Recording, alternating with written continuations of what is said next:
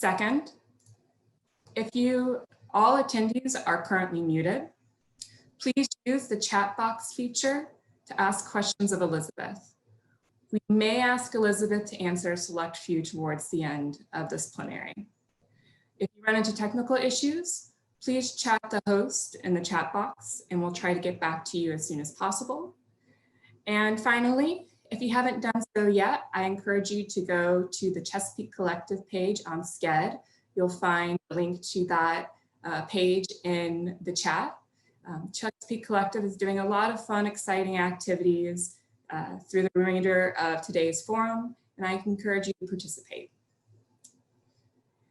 And so, to start our conversation today, Elizabeth and I wanted to ask you in the audience to answer a couple of questions that will really help set the stage for the conversation. The first question is, do you live in or work with a community that experiences consistent or persistent flooding? This is a multiple choice answer question. Please go to slido.com. You'll find a link to Slido in the chat, or you can just enter slido.com on your computer or your phone device and enter the code 34485. Again, that's slido.com 34485. We'll just give a little time as answers come in. It's exciting. Okay. So right now we're definitely seeing a majority of people in the audience both live and work in a community that experiences consistent and persistent flooding. With only, let's see, give it a little bit more time here.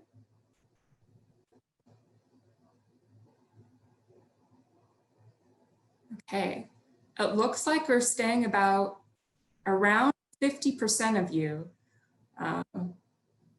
live and work in a community that experiences consistent and persistent flooding, and just about a quarter of you just work with a community. So we're approaching about 75% of our audience. So almost three quarters of our audience deals with flooding. Okay, that's great. Lucy, I think we're ready for the next question. So stay on Slido. Now you are going to answer the question, what do you offer these communities as a solution to flooding? So we're looking for a 1 to 3 word answer that go into a word cloud. What are your solutions to flooding? That's best management practices. More trees. I'm all for more trees as somebody whose background is in forestry. Oh yeah, trees are the answer. I like that. Green infrastructure, yes, a common solution for us. I see education as a big one, living shorelines, smart development. So overwhelmingly, green infrastructure is the solution. Rain gardens, yes, yeah. Mapping tools. This is fantastic, guys. Thank you so much. Advocacy, yeah, funding, very crucial. Paving, okay, great. Well, I think we got a lot to go from here, Elizabeth. So seeing clearly our audience, green infrastructure is where we're clued in here. So I'm going to go ahead and move into my introduction, my formal introduction of Elizabeth. So please meet Elizabeth Rush. Elizabeth is the author of Rising, Dispatches from the New American Shore and Still Lives from a Vanishing City, Essays and Photographs from Yangon, Myanmar. Her writing has appeared in the New York Times, the Washington Post, the Guardian, Harper's, the Atlantic, Pacific Standard, and the New Republic, among others. She is the recipient of fellowships and grants, including the Howard Foundation Fellowship awarded by Brown University, the Society for Environmental Journalism Grant, the Metcalf Institute Climate Change Adaptation Fellowship, and the Science and Society Award from the National Association of Science Writers. She received her MFA in nonfiction from Southern New Hampshire University and teaches creative nonfiction at Brown University. Today, Elizabeth will be speaking to us on primarily on her book, Rising, hailed as, quote, deeply felt, a revelation, and the book of climate change and sea levels that was missing. Rising is both a highly original work of lyric reportage and a haunting meditation of how to let go of the places we've loved. And with that, I'd like to formally thank and welcome Elizabeth and encourage you to turn on your video. Hi, Jenny. My interface isn't letting me start my video. Oh, can we help her with that, Lucy? Here, I just asked. Excellent. There we go. Okay, here we are. Always a little snafu.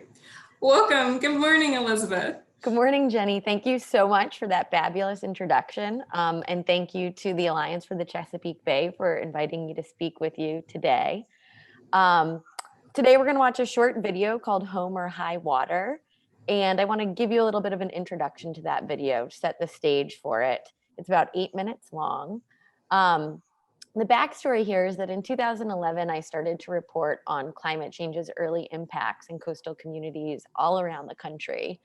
And I felt like in order to get those stories in the newspaper, I often had to write about record-breaking storms, record-breaking rains, and the destruction that was wrought by these events. And for me, what was more interesting was the long, difficult process of recovery, and also the ways in which, especially in places where property taxes weren't high enough to cover the cost of really innovative, expensive infrastructure solutions, the alternative solutions that residents were alighting upon in the absence of, the multi-million-dollar funding that's available in places like New York City or San Francisco. And the longer I spent in these frontline communities, the more I felt that they had something really valuable to teach me and to teach us about the future that I think we all share. So this is a short documentary that is an introduction to some of the lessons that I learned while conducting the research that ultimately went into my book, Rising. So cue the video. All right, Lucy, we're ready.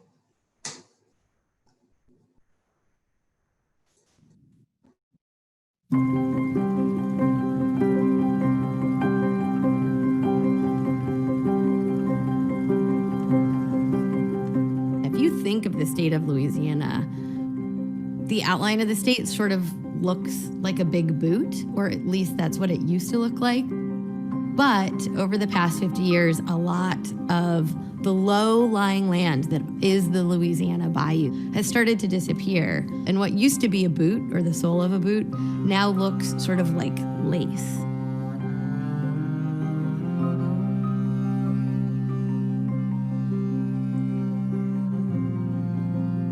The three main factors that are accelerating and have accelerated land loss in coastal Louisiana are the damming of the Mississippi, the oil and gas industry, and sea level rise. They've lost land equal in size to the state of Delaware over the past 50 years. When I first went down to the Isle de Jean Charles, I figured when you flood 3 times in 5 years, you leave. I mean, I thought it was like a very rational decision-making process. And I realized very quickly when I got to the island that it's anything but, and that everyone has sort of an individual pathway through that decision about leaving a place that you've called home. At the height of population density, there were about 300 people on the island. When I first got there, this guy named Chris Burnett, who's like the local island historian, was about one of 30. A number of these are photos that I took of Chris's photos. All of these trees here in the photo, they're living, wonderful hardwood trees. And when you go out to Chris's house, a lot of this is open water, and a lot of these trees are just skeletons of themselves. In Louisiana, I started to be able to see in a very visual, visceral way that we're losing tidal wetlands species, and that the things that are rooted in place and can't move away from higher tides and stronger storms are perishing. And you spend a lot of time out there, And these cypress, these live oaks that are just skeletons of their former selves, started to sink into my thinking, and helped me sort of begin to embrace retreat as a necessary adaptation form. Because if you can't move away from the risk, at some point it will do you in. And I think we see that with these trees.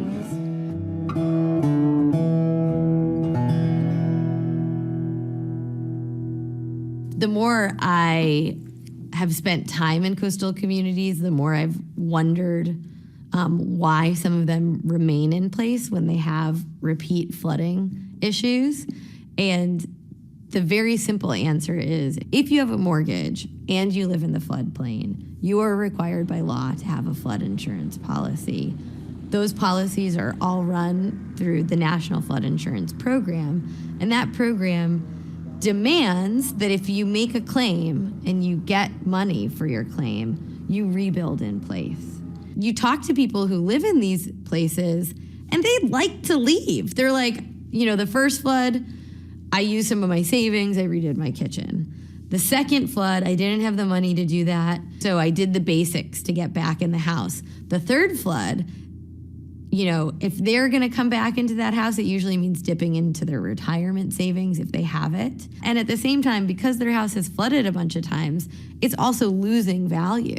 We're talking about, lower middle class people being stuck in homes that are consistently losing value and not having a pathway towards physical or financial safety.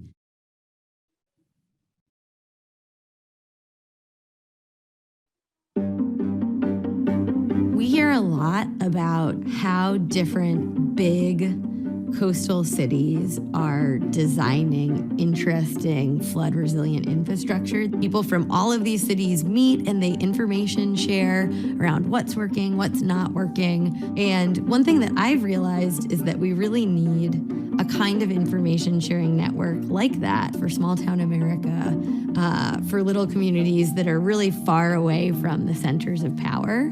Flood Forum USA, which started in the middle of the 2017 hurricane season, has started to address that need because it really empowers those living on the front lines of this planetary phenomenon. Can you see my screen? We can see the screen, yes. Fantastic. Okay.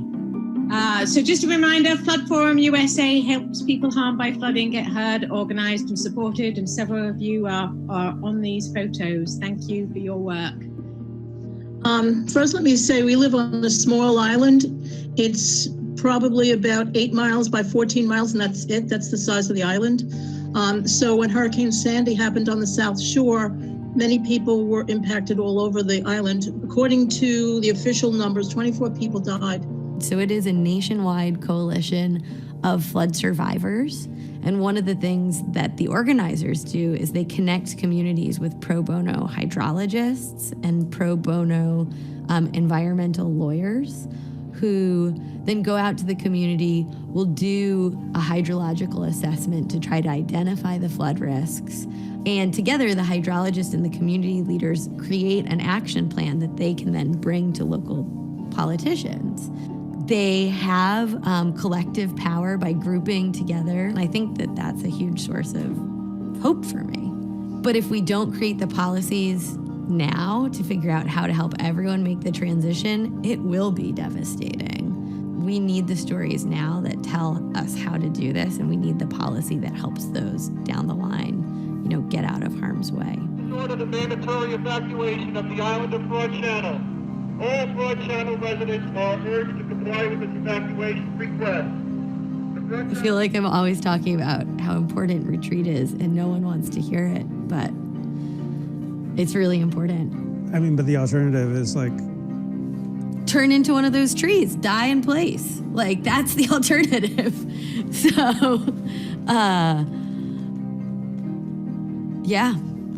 That's it, more or less. And, lose all of your equity in the process. Lose your equity, then die in place.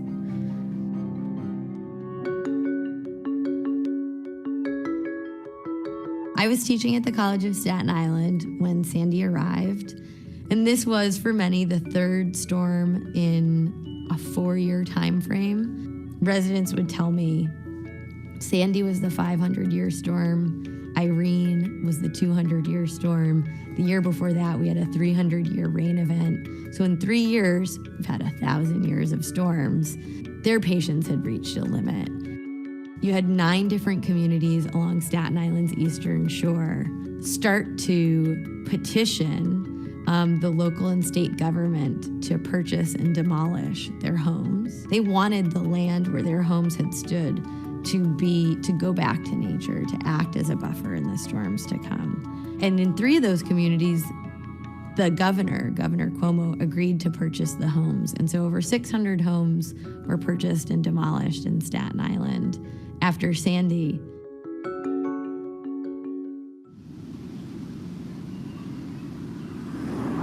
When you relocate the residents of Oakwood Beach, you're also giving the tidal wetland species that are dependent upon that place the chance to ultimately move up and in as well.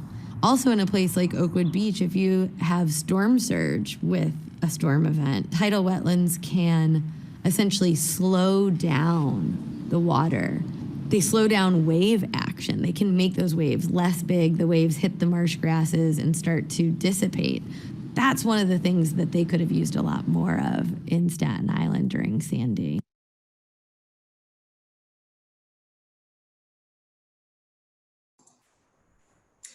Well, thank you, Elizabeth, for that. I also want to thank the crew for the documentary who shared this video with us. If you can see, we cut it a little short for today's conversation. If you'd like to see the full version, you can find a link to it in the chat below. Okay, well, jumping right off of the documentary, I have a few questions for you, Elizabeth. The first one, well, starts with some statistics. So according to NOAA, 7 of the Chesapeake region's water level stations appear in the nation's top 20 for highest sea level trends in the nation. In 2019, Annapolis tied with Corpus Christi and Galveston, Texas for the greatest number of recorded high tide flooding days in the country at 18 days. Those are just 2 examples of communities in our watershed experiencing the impacts of sea level rise right now. Elizabeth, based on what you witnessed in other parts of the country, what guidance would you offer our communities facing this reality? I think you hear a little bit of this, of what my answer is going to be where I leave off in the film, which is, I'm all with you guys in terms of green infrastructure and nature-based adaptation solutions like wetlands restoration, horizontal levees. These are things that are low cost and effective adaptation strategies for the short term. I think that they buy us time to wrap our minds around the fact that ultimately these small one-off band-aids that we're throwing at the problem of sea level rise isn't actually going to stop the climate from changing. And we're ultimately going to have to leave behind some of our lowest lying land.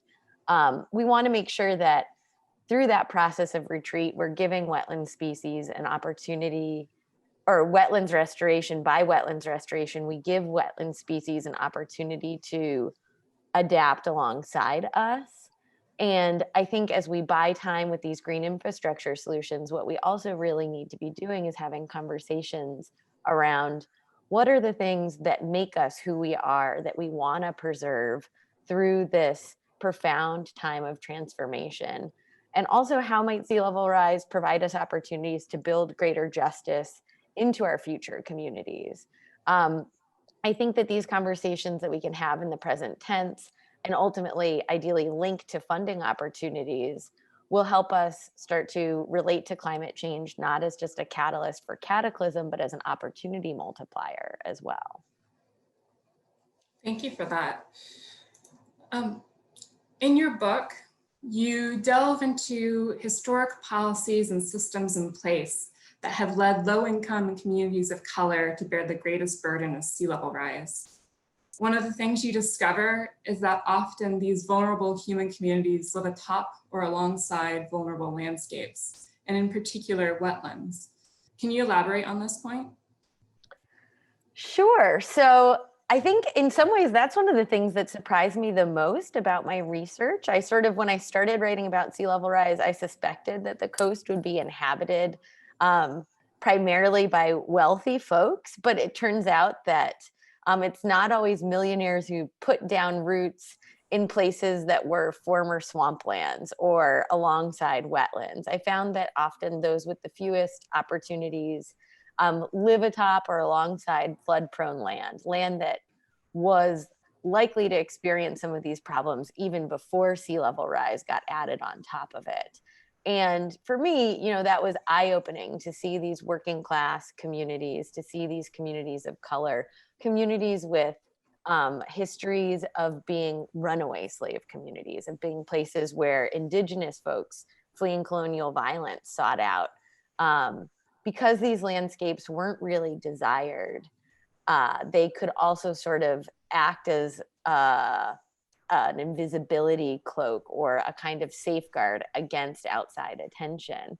And as I start to see now that these vulnerable human communities are also married to these vulnerable landscapes, I think one of the things that is a way to think about this being an opportunity multiplier, going back to sort of my last answer, is I think often we think of wetlands restoration or conservation as something that's very specific, and we put into a bucket that's, about preservation of nature, preservations of wetland species. And I think that if you started to zoom out just a little bit and see the human communities that live alongside these landscapes, you'd start to recognize that there might also be additional ways to apply for, seek, acquire funding to help put in place climate change adaptation strategies when you start to think about the fact that vulnerable human communities are married to these vulnerable landscapes. And I think that that's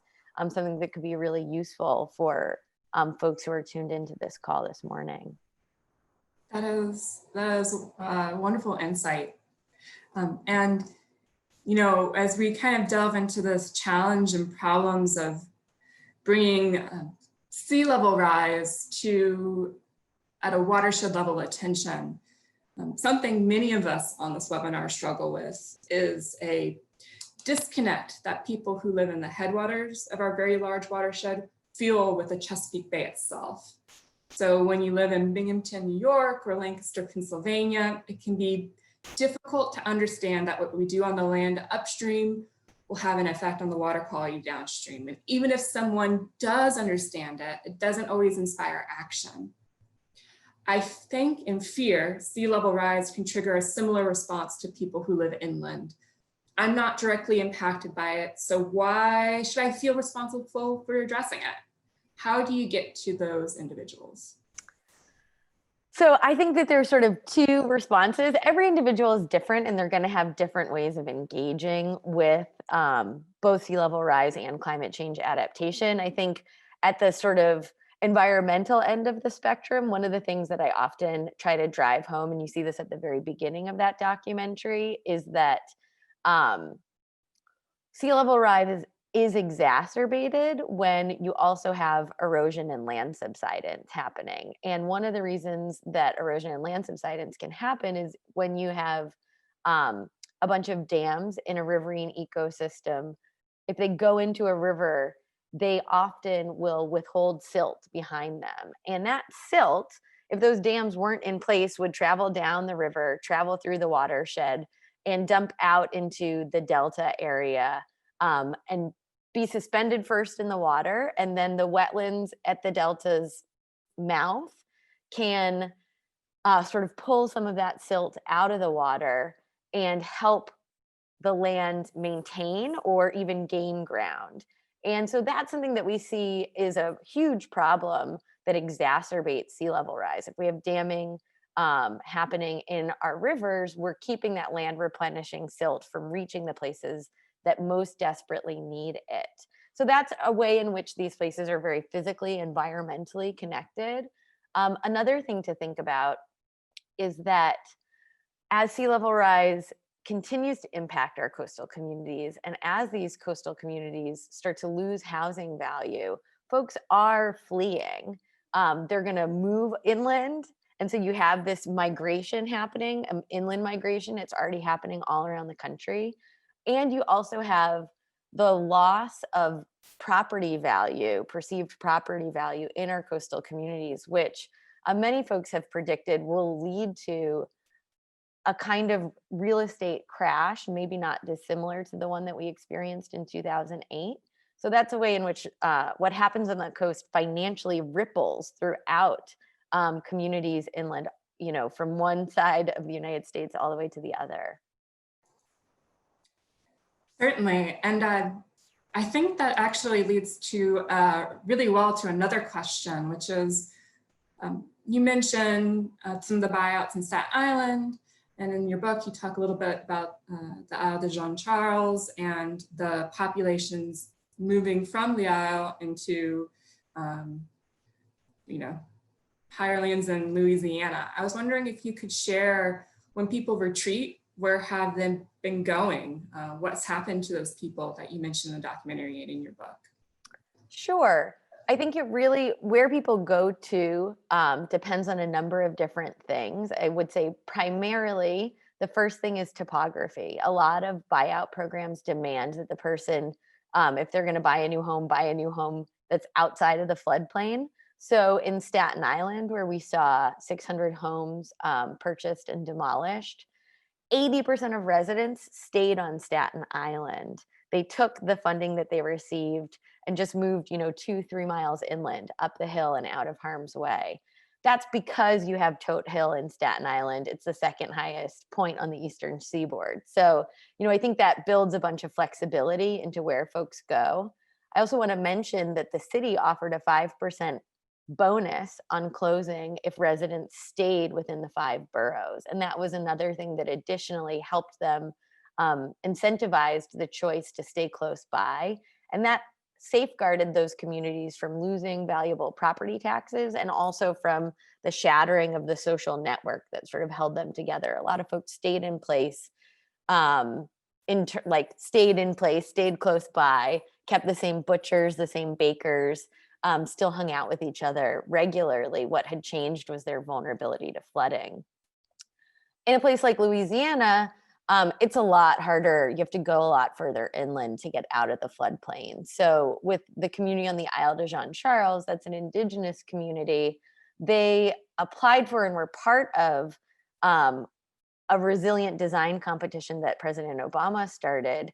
They received $43 million to become a kind of guinea pig in terms of figuring out what it would look like to move an entire community inland. That has become a pretty fraught process, but I will say that they have purchased land about 30 miles inland from the island, and they're in the process of building new homes there now.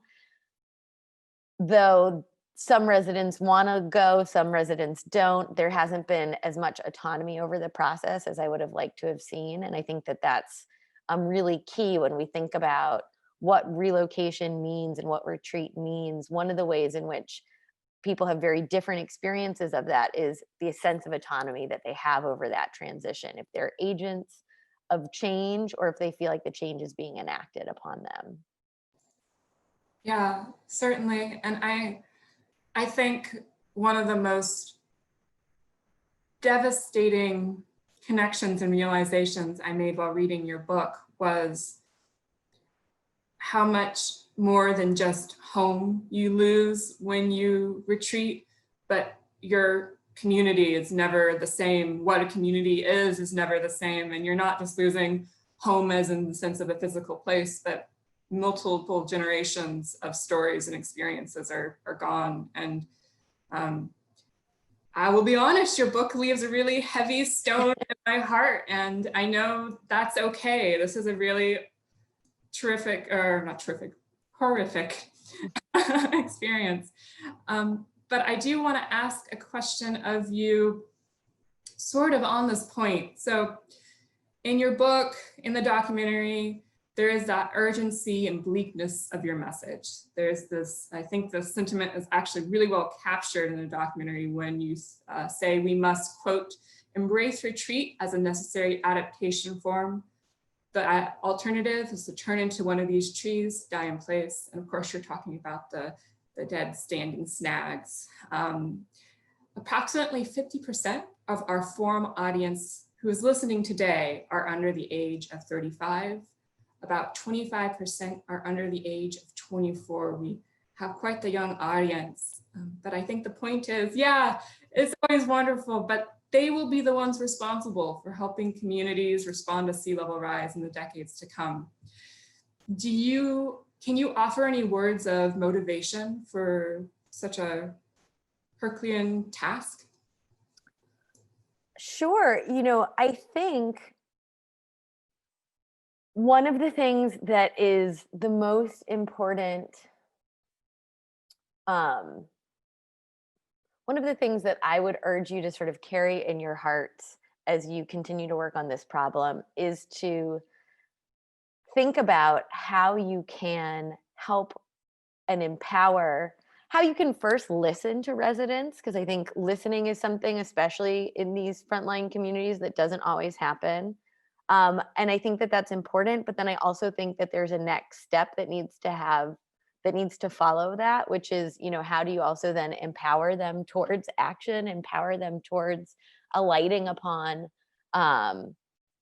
the adaptation strategies that they want to enact in their communities, and then give them roots to do that. So that's something that I so appreciate about Flood Forum USA. I should note that they have changed their name to Higher Ground, and made retreat one of the central pillars of their mission. And they have over 100,000 members around the country currently. It makes me think of something that my doula said to me as I prepared to give birth to my son.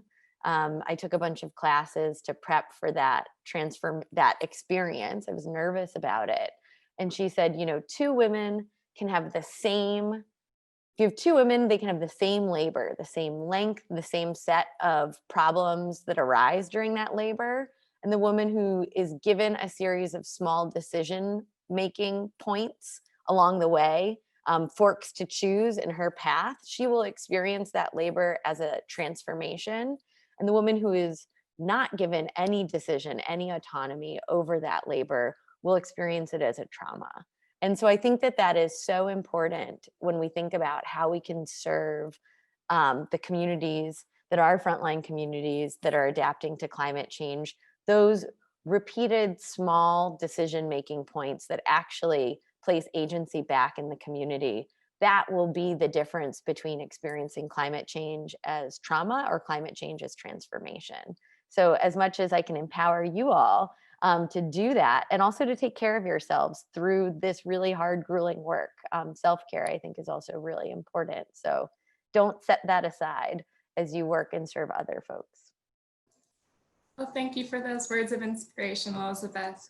We're doing pretty well on time, so I think we can open up for Lucy, maybe 3 questions from the audience, if you have some queued up for us. I do. Okay, let's see. From Karen, she asks, is there a noticeable difference between mainland and island communities in their reluctance or willingness to retreat? Are island communities more reluctant? That's a really interesting question, and I've actually never thought about it. So my answer you should take my answer with a grain of salt. My instinct is that island communities often will have a bit stronger sense of identity, and a sense of being sort of who we are is tied to this place in a really profound way. That might lead to more reluctance to retreat. I also have seen those same kinds of communities be a little bit more active in the conversations in advance of retreat, in terms of what are the things that define us, and how are those things, how might we preserve some of those things in this moment of transformation? So, that's going to look really different in really different places. But one of the things that islanders on the Isle de Jean Charles said, they wanted to make sure that they had access to places to fish and shrimp, that literally putting food on the table from the wetlands in their backyard, that was key to who they thought of themselves as being. And so that's been one of the things that's been worked into the plans around the Islanders retreat, is that they still have access to the wetlands where they once lived, and that they're still allowed to go fish there. You know, at first the government said, oh, why don't we put in a pond in your new community? And they were like, throwing a cast net in a pond is not the same thing as being able to go out there, out on the bayou and have that experience. So that access was, you know, an in-between solution, but that helped the community at least feel like they're going to maintain some sense of their identity. So I would say Islanders might be a little bit more reluctant to retreat, but I also think that they're maybe a little bit more profoundly aware of thinking about all the different kinds of aspects of culture and identity that they want to preserve through this transformation. Good question. Thanks, Elizabeth. We also have a question from Rachel. She says, I'm interested if Elizabeth studied any areas in the Chesapeake Bay watershed for her book and what she noticed about those communities reacting to climate change. So I have to say that unfortunately, I did not. I have 8 different communities in Rising, and I had completed the 7th essay when my editor said to me, you know, if you want this to be a book that's read around the country, you have to do something from the West Coast. And so I then, you know, spent my last half a year of research working in the San Francisco Bay Area. Otherwise, I would have gone to the Chesapeake Bay area because it certainly is ground zero in many ways for sea level rise. And I think we can put the statement out there. If you want to blame anyone, then you can blame my sister, Joey McGarvey, who is in fact the editor for Elizabeth, which is just a delightful, thanks Joey, turn of events with this year's plenary. And she's every bit as brilliant as Jenny. They're both fabulous, and I'm really lucky to have her on my team. Do we have time for another one? I think we can do one more, yeah? Also, sorry, Elizabeth, I knew that you didn't talk about the Chesapeake Bay watershed, but I wanted to see what you'd say anyway. I would love, that's next on my list of place to visit, so when we can travel again. So Marissa says, we saw Hurricane Zeta hit New Orleans just 2 days ago. It was the 27th named hurricane of the 2020 hurricane season and 5th to hit New Orleans this year. Do you have any thoughts on how retreating will affect communities who have been located in the city for generations and generations and whose identity and culture is rooted in their physical location? I should say, you know, the question of topography, I mentioned this sort of in passing earlier, but I think it is a really, really profound one in this conversation. Whenever I visit South Florida, whenever I visit the Louisiana coast, I'm profoundly aware that these are places that have very few opportunities to retreat in place. I think New Orleans is one of those places that is going to be really fundamentally reshaped by sea level rise, is already being really fundamentally reshaped by sea level rise. We saw, for instance, with Hurricane Katrina, that a profound percentage of the city's lowest income residents fled New Orleans and did not find pathways back to the city because the short-term FEMA housing was really far away. It was, 40, 50, 60 minutes away from the city, and folks had a really hard time managing those commutes. So they ultimately chose to relocate permanently elsewhere. I think that choice is a really interesting word there because it's sort of a forced decision when you're not offering them opportunities to go back to the places that they call home. We also know that a significant portion of those people ended up in Houston, and then were flooded by Hurricane Harvey. And it's really hard to track where people go after a storm, but I think that all of this is to say, I think that we're essentially, when we don't have conversations around flooding's impact on low-income communities, we're shuffling that vulnerability around and causing any sense of identity to fracture and fracture and fracture again. And I think in some of the places that we're seeing some of the most interesting proactive responses to flooding is in places where you have considered conversations in advance of the storms in frontline communities, and then you empower those communities with funding to come up with adaptation solutions that serve their community's needs. So that can be retreat in one area where residents live, and then maybe maintenance of or sustaining of an aspect of the community that's more public. So we see that in some communities in Louisiana, where you have communities choosing to retreat from some residential areas and maintaining, let's say, the marina, because the marina is the center of the identity of that community, and they want to be able to go back to it.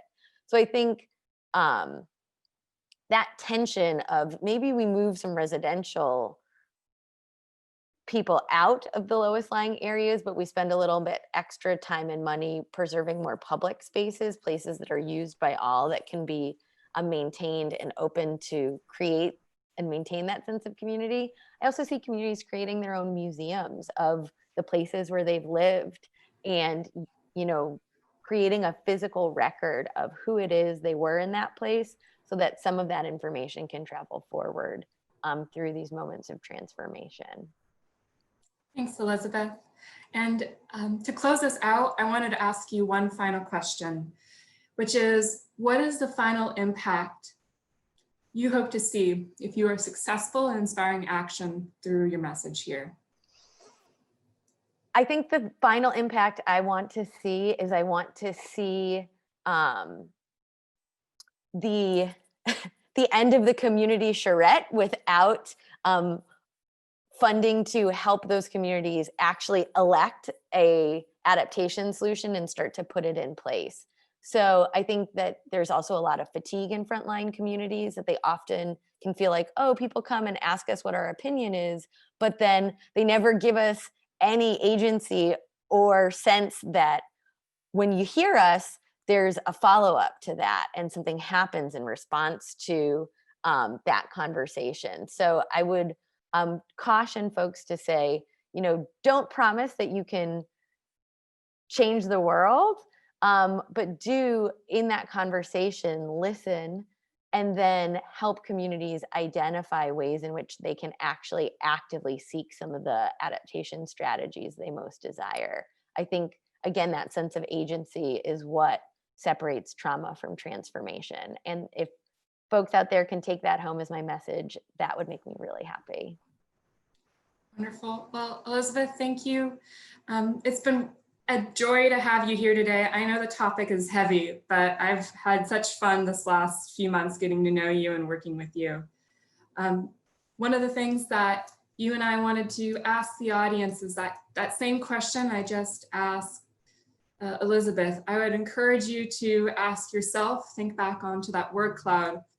What is the final impact you hope to see if you are successful in inspiring action through your message? All right. Thanks, Elizabeth. I think just a couple of housekeeping notes for everybody before we get off the call.